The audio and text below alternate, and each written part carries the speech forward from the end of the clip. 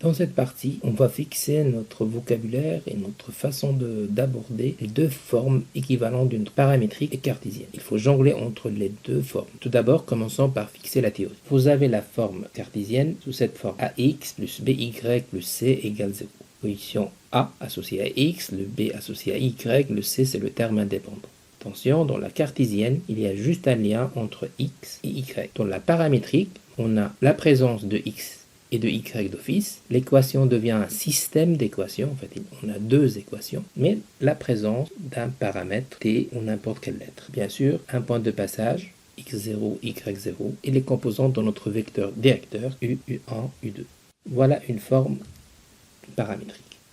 Est-ce qu'on peut convertir la cartésienne en paramétrique? Oui, on peut le faire. C'est très simple.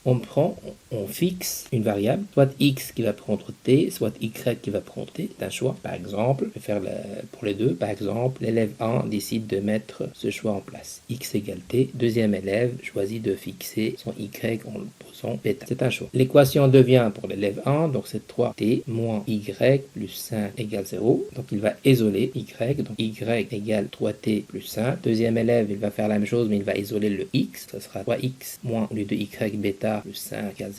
Donc 3x égale bêta moins 5. X égale bêta sur a moins 5. La conclusion de l'élève numéro 1, paramétrique maintenant est donnée. X égale t et y égale 5 plus 3. Voilà l'équivalent de cette équation pour l'élève numéro 1. Pour l'élève numéro 2, c'est la même chose. Donc c'est y qui est fixé. Par contre, c'est x qui est isolé. Donc c'est moins 5 tiers plus bêta sur. Les deux réponses sont équivalentes, sont justes. C'est la même chose. T appartient à R, il faut l'écrire. Bêta appartient à. Voilà une première technique qui consiste à convertir la cartésienne en paramétrique. C'est très important. Bien sûr, si on convertit la cartésienne en paramétrique, on doit être capable de faire la même chose, c'est-à-dire convertir la paramétrique en cartésienne.